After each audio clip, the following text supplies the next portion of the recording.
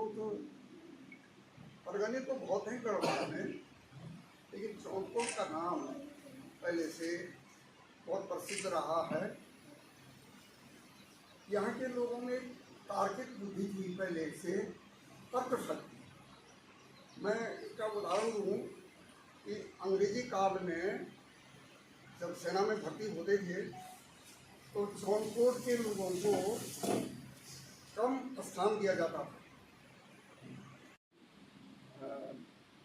पुरातत्व में एमए किया आगरा यूनिवर्सिटी से। इस समय सन 74 की बात है। 74 में मैं आगरा विश्वविद्यालय में इस पुरातत्व में प्रथम श्रेणी ही नहीं बल्कि यूनिवर्सिटी में टॉपर रहा। और उसके बाद मुझे बड़ा उत्साह हुआ जब ऐसा अच्छा परिणाम निकला, तो मैंने फिर उसी पुरातत्व में पीएचडी वगैरह की। तो ये शिक्षा का था। अब मेरा लेखन का आप जिज्ञासु होंगे।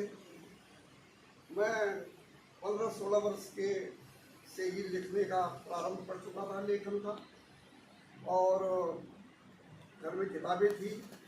मेरे पिताजी आर्य समाजी थे तो बहुत सी किताबें थी, तो मैं पढ़ता था। मुझे लेखन में पढ़ने का जो शौक़ हुआ घर से, तो होते होते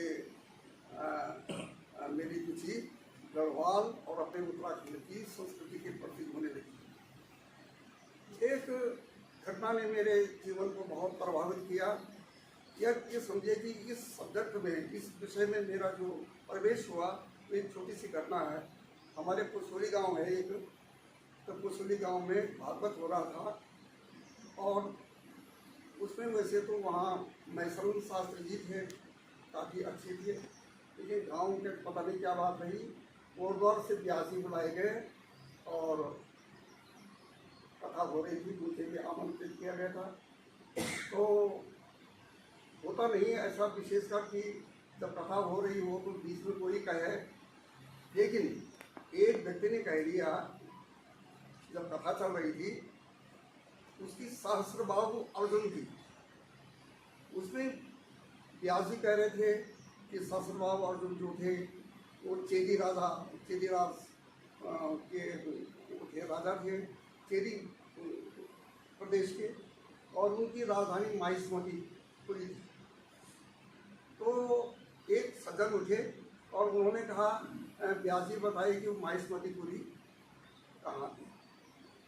तो व्यास जी ने कहा कि महोदय, आपको उस माहिष्मतीपुरी के फेर बनना पड़ेगा, आप तो कथा का रसास्वादन कीजिए, जो कथा चल रही है माहिष्मतीपुरी का छोड़ दीजिए कि कहाँ। सौभाग्य से शाम को व्यास जी की चारपाई जहाँ लगी हुई थी, वही मेरी चारपाई लगी। शुरू में उनसे खुल के बातें नहीं हुई, उनके परिचय होने में कुछ टाइम लगता है।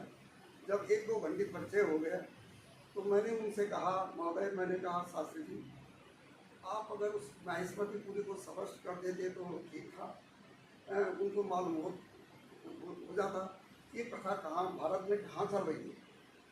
उन्होंने कहा, हमारे शास्त्री कोर्स में, हमारे उसमें ये विषय नहीं था। तो मैंने उनको कहा कि माहिष्मतीपुरी जो है मध्य प्रदेश में थी, नर्मदा नदी के किनारे थी, और महेश्वर कहते हैं आजकल, वहाँ थी। महोदय, मेरा कहने का मतलब ये है कि उन्होंने स्वीकार किया कि वास्तव में ये विषय, अगर प्राचीन भारत का जो भूगोल है, अगर उसके विषय में भी हमको जानकारी हो तो हम अपने श्रोताओं को ज़्यादा संतुष्ट कर सकते हैं।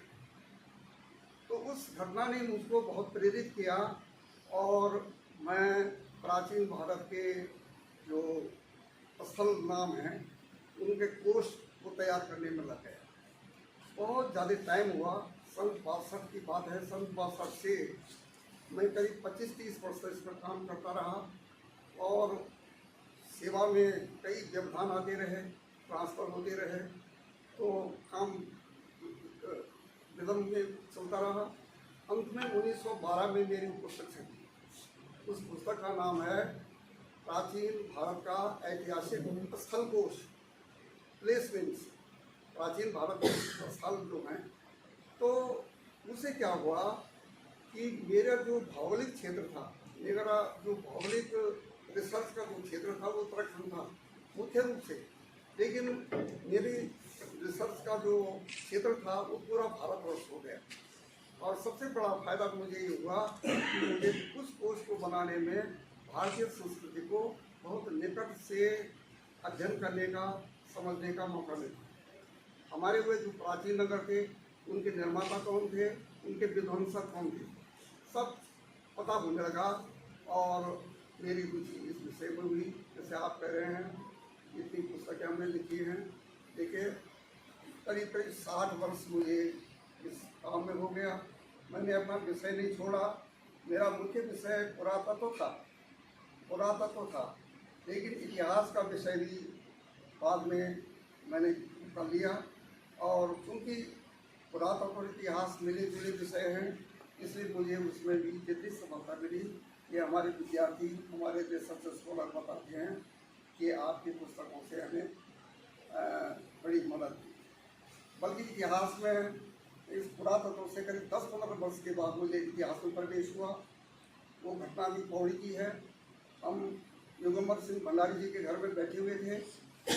भंडारी जी वहाँ पर पब्लिक स्कूल के हेडमास्टर थे, बड़े बुद्धिजीवी थे, अच्छे शहर के मान्य लोग थे।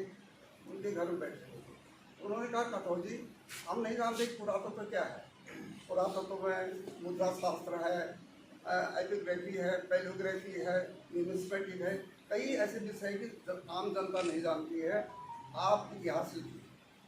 तो मुझे उनकी बात अच्छी लगी और मैंने कहा, पुरातत्व तो मेरा विषय है ही, ये उसका आधार है ही।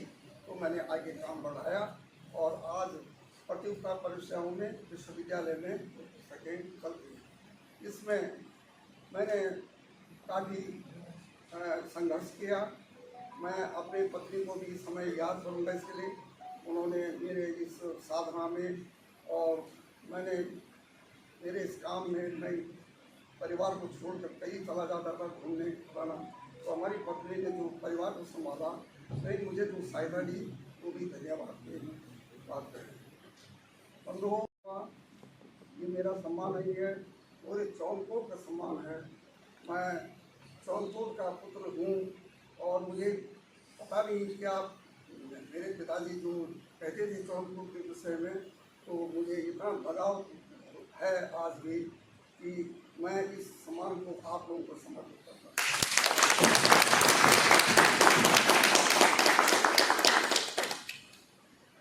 राही जी ने जब अपना ये जौनपुर समिति बनाई है, तो देहरादून में सम्मेलन हुआ उसका, तो राही जी ने मुझको बुलाया। उसमें उस दिन मुझे बहुत ही